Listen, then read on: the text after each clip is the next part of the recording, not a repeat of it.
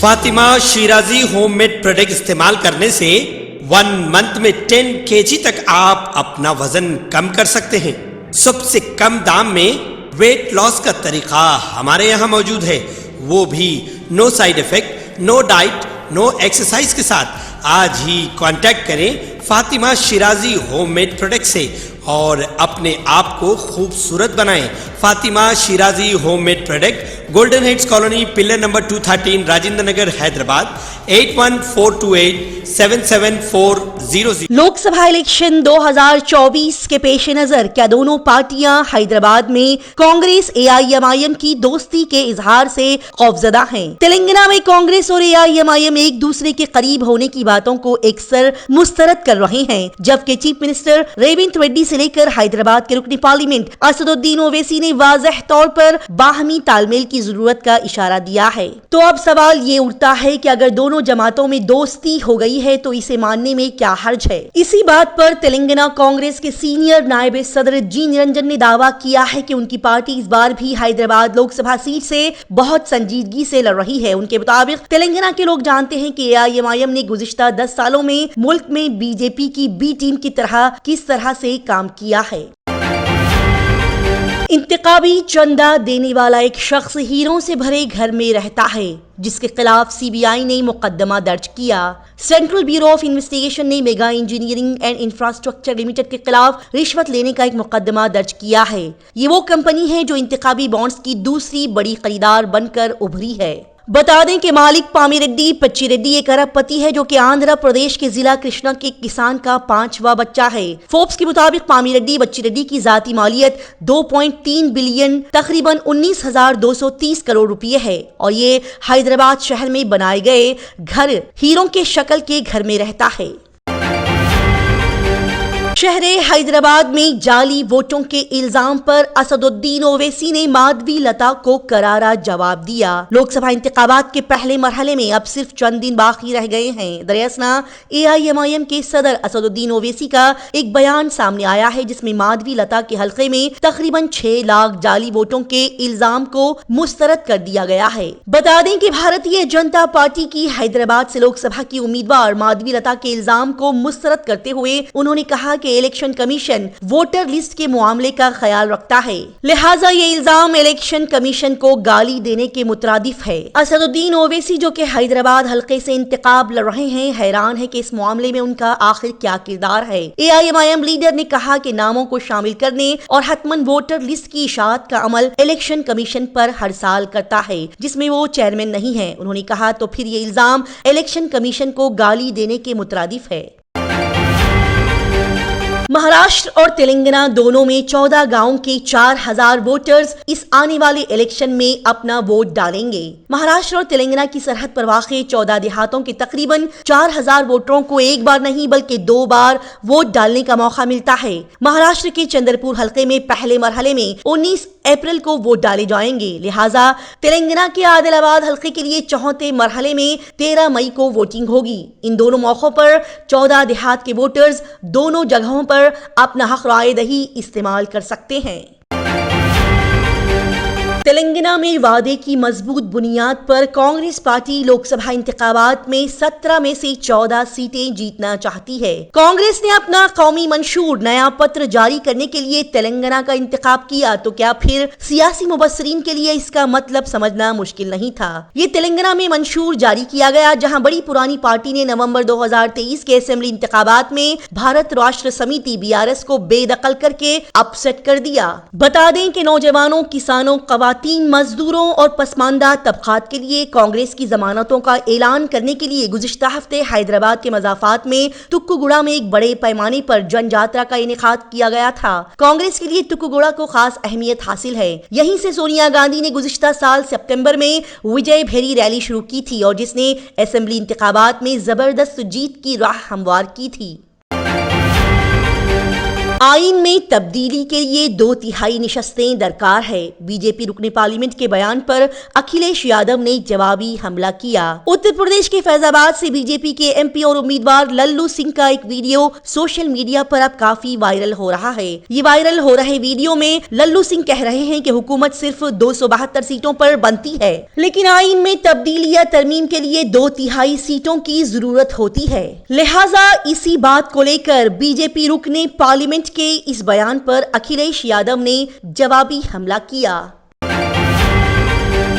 سابق نائب وزیر اعلیٰ کے ایس ایشورپا اپنے بیٹے کو ٹکٹ نہ ملنے پر بی جے پی پارٹی سے ہیں ناراض۔ بی جے پی کے باغی لیڈر اور کرناٹک کے سابق نائب وزیر اعلیٰ کے ایس ایشورپا نے ان خبروں کو مسترد کر دیا ہے کہ وہ لوک سبھا انتخابات میں اپنا امیدوار واپس لے لیں گے۔ لہٰذا ایشورپا نے اس جمعہ کو شیموگا لوک سبھا حلقے سے آزاد امیدوار کے طور پر اپنا پرچہ نامزدگی داخل کیا۔ انہوں نے کہا کہ ان کا مقصد وزیر اعظم نریندر مودی کو مضبوط کرنا ہے۔ انہوں نے مزید کہا کہ وہ اس سیٹ سے سابق وزیر اعلیٰ بی ایس یدورپا کے بڑے بیٹے اور بی جے پی کے موجودہ رکن پارلیمنٹ بی وائی راگھویندر اور کانگریس کی امیدوار گیتا شیوراج کمار سے سیدھا مقابلہ کریں گے۔ بی جے پی کے منشور میں بڑے بڑے وعدے، یو سی سی، 3 کروڑ گھر، سستی کھانا پکانے والی گیس۔ بی جے پی نے اپنے قرارداد میں بڑے بڑے وعدے کیے۔ لوک سبھا انتخابات 2024 کے پیش نظر بی جے پی نے اس اتوار کو اپنا منشور 2024 جاری کیا۔ پارٹی نے دہلی میں B J P headquarter میں مودی کی گارنٹی کے نام سے اپنا ریزولوشن لیٹر جاری کیا۔ اس موقع پر P M Narendra Modi, B J P صدر جے پی نڈا، وزیر داخلہ امت شاہ اور وزیر دفاع راجناتھ سنگھ اور دیگر لیڈران یہاں پر موجود تھے۔ اس منشور کو جاری کرتے ہوئے وزیر اعظم نریندر مودی نے کہا کہ پارٹی کا سنکلپ پتر ترقی یافتہ ہندوستان کے 4 مضبوط ستون، نوجوان، خواتین، غریب اور کسانوں کو بااختیار بنائے گا۔ بی جے پی نے وعدہ کیا ہے کہ وہ مرکز میں حکومت بنانے کے بعد پورے ملک میں ایک ساتھ سول کوڈ یو سی سی کو نافذ کرے گی۔ بی جے پی کا یہ منشور مرکزی وزیر دفاع راجناتھ سنگھ کی سربراہی میں 27 ارکان کی کمیٹی نے تیار کیا ہے اور اس کے لیے عام لوگوں سے تجاویز بھی طلب کی گئیں۔ آندھرا پردیش میں جاری کردہ وائی ایس شرمیلا ریڈی سنیتا نے مہم کے دوران وویکانند ریڈی کو خراج عقیدت پیش کیا۔ آندھرا پردیش کانگریس کمیٹی کی صدر وائی ایس شرمیلا ریڈی اس ہفتے کو اپنی انتخابی مہم دوبارہ شروع کرنے سے پہلے انہوں نے اپنے چچا اور سابق وزیر وائی ایس سے ملاقات کی۔ وویکانند ریڈی کو ان کی قبر پر خراج عقیدت انہوں نے پیش کی اور انہوں نے وویکانند ریڈی کی بیٹی سنیتا ریڈی کے ساتھ قبر پر پھول چڑھائے اور وہاں کچھ لمحات گزارے۔ اس موقع پر وائی ایس شرمیلا ریڈی کا دعویٰ ہے کہ وہ اپنے چچا کی آخری خواہش کو پورا کرنے کے لیے الیکشن لڑ رہی ہیں۔ انہوں نے لوگوں سے اپیل کی کہ وہ اپنے چچا کے قاتل کو نہ بچائیں اور جگن موہن کے ذریعے قتل کی سیاست کو فروغ دیں۔ سکسیس دی اسکول کے ذمہ داران کی جانب سے لڑکیوں کی معیاری تعلیم اور دینی ماحول میں تربیت کے لیے ٹولی چوکی اور پرانی حویلی برانچ میں لڑکیوں کے لیے ایکسکلوسیو اسکول کا قیام عمل میں لایا گیا ہے۔ تو جلدی کریں، صحیح وقت پر درست فیصلہ لیں اور اپنی شہزادیوں کی تعلیم کے لیے سکسیس دی اسکول کا انتخاب کریں۔ پرینکا گاندھی نے پی ایم نریندر مودی کو اپنے تنقید کا نشانہ بناتے ہوئے کہا کہ وہ نوجوانوں کے جذبات کو نہ سمجھ سکے اور انہیں صرف 4 سال فوج میں ملازمت کرنے پر انہوں نے مجبور کر دیا۔ کانگریس جنرل سیکرٹری پرینکا گاندھی لوک سبھا انتخابات 2024 کے لیے بھرپور مہم چلا رہی ہے۔ اس اتوار کو انہوں نے راجستھان کے جلور میں ایک جلسہ عام سے خطاب کیا اور مودی حکومت پر سخت نشانہ لگایا۔ پرینکا گاندھی نے کہا کہ نریندر مودی جی عوام کی توجہ ہٹانے کے لیے باتیں کرتے ہیں۔ راجستھان آنے کے بعد انہوں نے کہا کہ بابا رام دیو صاحب جنہیں لوگ بہت پسند کرتے تھے کشمیر میں پیدا ہوئے۔ کبھی وہ گٹروں سے گیس بناتے ہیں تو کبھی میزائلوں کو رڈار سے بچانے میں بادلوں کے کردار کی بات کرتے ہیں، کبھی وہ ای میل بھیجنے کی بات کرتے ہیں جبکہ ای میل بھی بنی نہیں تھی۔ اسرائیل نے سلامتی کونسل کا ہنگامی اجلاس جلد طلب کیا۔ اسرائیل نے شام میں اپنے کونسل خانے پر حملے کے رد عمل میں اپنی سرزمین پر ایرانی ڈرون حملوں کے تناظر میں اقوام متحدہ کی سلامتی کونسل سے فوری طور پر اجلاس بلانے کی اپیل کی ہے۔ ایران نے اس حملے کا الزام اسرائیل پر عائد کیا۔ جوابی کارروائی کی دھمکی دیتے ہوئے ایران نے بھی اس ہفتے کے روز اسرائیل پر درجنوں ڈرون فائر کیے تھے۔ حملے کے پیش نظر امریکہ اسرائیل کی دفاع میں نکل آیا۔ اس کے بعد ایران نے امریکہ کی حمایت کی مخالفت کی ہے۔ انہوں نے امریکہ سے کہا کہ وہ اس حملے سے دور رہیں۔ ایران نے دھمکی دی کہ اگر اسرائیل نے ایک اور غلطی کی تو اس کے نتائج بہت برے ہوں گے۔ اقوام متحدہ نے کہا کہ دنیا ایک اور بڑی جنگ کو مزید برداشت نہیں کر سکتی۔ اقوام متحدہ کی سیکریٹری جنرل انٹونیو نے اسرائیل پر ایران کے حملے کی وجہ سے بڑھتی ہوئی کشیدگی کی شدید مذمت کرتے ہوئے خبردار کیا کہ نہ تو خطہ اور نہ ہی دنیا ایک اور جنگ کا متحمل ہو سکتی ہے۔ اقوام متحدہ کے سربراہ نے تمام فریقین پر زور دیا کہ وہ زیادہ سے زیادہ تحمل کا مظاہرہ کرے تاکہ کسی بھی ایسے اقدام سے گریز کیا جائے جو مغربی ایشیا میں متعدد محاذوں پر بڑے فوجی تنازعات کو جنم دے سکے۔ انہوں نے اس ہفتے کے روز ایک بیان میں کہا کہ میں اسلامی جمہوریہ ایران کی طرف سے آج شام اسرائیل پر بڑے پیمانے پر حملوں سے پیدا ہونے والی کشیدگی کی شدید مذمت کرتا ہوں۔ میں فوری طور پر دشمنی کے خاتمے کا مطالبہ کرتا ہوں۔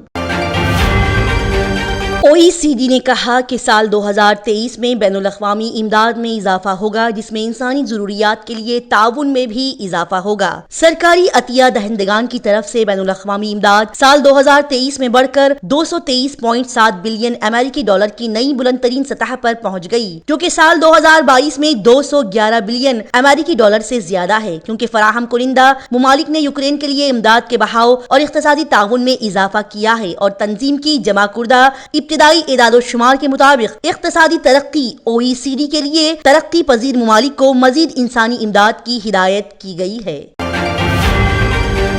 دو طرفہ سفارتی تعلقات کے 77ویں سال کی یاد میں روس ہندوستان دوستی سائیکل ریلی کا انعقاد کیا گیا۔ دو طرفہ سفارتی تعلقات کی 77ویں سالگرہ اور پہلے ہندوستانی خلا باز راکیش شرما کی خلائی پرواز کی 40ویں سالگرہ کے موقع پر اس اتوار کو نئی دہلی میں روس ہندوستان دوستی سائیکلنگ ریلی کا انعقاد کیا گیا۔ اس دوستی سائیکلنگ ریلی میں شرکت کرنے والوں میں ہندوستان میں روس کے سفیر ڈینس بھی شامل تھے۔ انہوں نے کہا کہ بہت سے لوگ ہمارے سفارتی تعلقات کے قیام کی 77ویں سالگرہ منانے کے لیے جمع ہوئے تھے۔ اس موقع کو منانے کا ہندوستانی دوستوں کے ساتھ صبح کی سیر سے بہتر اور کیا طریقہ ہو سکتا ہے۔ ہم نے پیس پارک سے انڈیا گیٹ تک کا پورا فاصلہ طے کیا اور یہ ایک شاندار سفر تھا۔